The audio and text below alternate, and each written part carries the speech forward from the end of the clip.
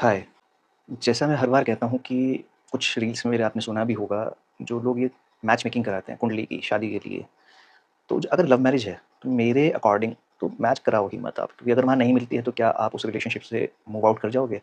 नहीं। अननेसेसरी एक डाउट आएगा मन के अंदर और आप उसके साथ जी भी नहीं पाओगे, उसके बिना रह भी नहीं पाओगे। तो लव रिलेशंस में आई थिंक कुंडली मैच नहीं करनी चाहिए, लेकिन अगर फिर भी करते हो, तो कुछ इंपॉर्टेंट एस्पेक्ट्स हैं। रील्स देख-देख के, यूट्यूब देख-देख के लोगों को ये भी हो गया कि ग्रह मैत्री देख लो, गण देख लो, भकुट देख लो, नाड़ी देख लो।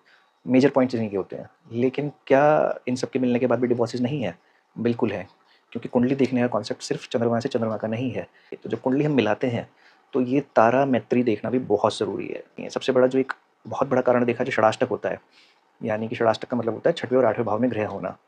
अगर आपका चंद्रमा और आपकी जिससे कुंडली मैच हो रही है, उनके चंद्रमा एक दूसरे से छठवीं और आठवीं राशि पे होते हैं, या लगन छठवें आठवें पे होता है, चंद्रमा या लगन, तो कहा जाता है कि बार बार लड़ाइयाँ होती हैं, बार बार पैचअप हो जाता है, लेकिन वो डिस्टर्बेंस देता है बार बार। ऐसे ही शुक्र को देखना बहुत ज़रूरी है। शुक्र अस्त तो नहीं है उसके अंदर, शुक्र नीच का तो नहीं है। जुपिटर भी देखा जाता है लड़की की कुंडली में, क्योंकि पति का कारक ग्रह है वो। लड़कों की कुंडली में वीनस लड़कियों के लिए होता है। लेकिन जब हम मैच मेकिंग करते हैं और वीनस को लग्न मान के भी एक कुंडली बनाई जाती है, तो वो चाहे लड़की की चाहे लड़की की, दोनों की देखी जाती है। फिर उसमें ग्रह के कॉम्बिनेशन भी होते हैं, जैसे बहुत सारे लोग वीनस मार्स को, वीनस मार्स मरकरी या Venus Mercury, Mercury moon Venus, इन सब के कॉम्बिनेशंस को ठीक नहीं मानते कैरेक्टर वाइज, जिसकी भी कुंडली हो।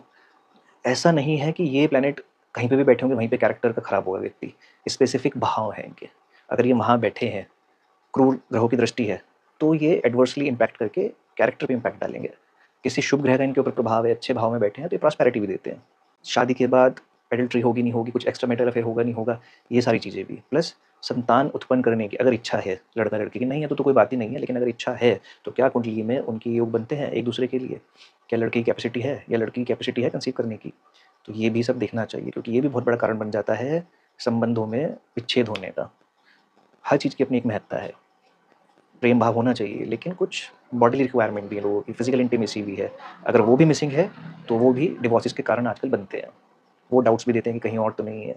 प्लस आजकल जो ये गे और लेस्बियन वाला कल्चर चल गया है, तो ये भी कुंडली में दिखता है। इसके भी अपने कॉम्बिनेशंस हैं। तो अब इतने सारे कॉम्बिनेशन अगर हम मिलाएंगे, तो 80% कुंडलियाँ क्या 90% कुंडलियाँ रिजेक्ट हो जाएंगी। ये बात सही है। लेकिन जो माहौल है, उसमें थोड़ी ज़्यादा कुंडलियों का rejection is better than you get married with the wrong guy और गर्ल। तो गलत व्यक्ति से शादी करने से अच्छा है कि हम थोड़े से लोगों को रिजेक्ट ज़्यादा कर लें, कोई तो अच्छा मिलेगा। ठीक है, कहीं पे हम रिलैक्सेशन अगर कर सकते हैं, तो रिलैक्सेशन भी कर सकते हैं।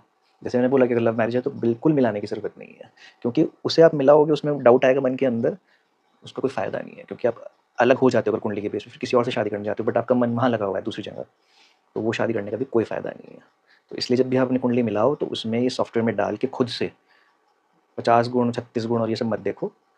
एक किसी कॉम्पिटेंट एस्ट्रोलॉजर के पास जाके प्रॉपर कुंडली एनालिसिस कराओ।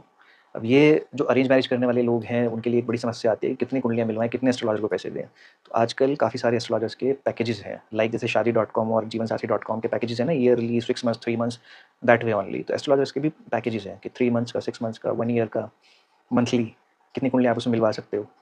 तो आप फिर वो भी ले सकते हो, या कोई भी आपके एस्ट्रोलॉजर हैं आस-पास जो रिलायबल हैं, जिनको नॉलेज है, अच्छा आपका एक्सपीरियंस रहा है, उनके साथ कम फीस लेते हैं, तो आप उनसे मिला लो, उनसे कह के मिला लो बेसिकली। लेकिन ये खुद से सॉफ्टवेयर पे डाल के खाली ये देख के कि 32 गुण मिल रहे हैं, 33 मिल रहे हैं, 35 मिल रहे हैं, 28 मिल रहे हैं, 17 मिल रहे हैं, कोई भी रिजेक्शन या एक्सेप्टेंस मेरे हिसाब से ठीक नहीं है।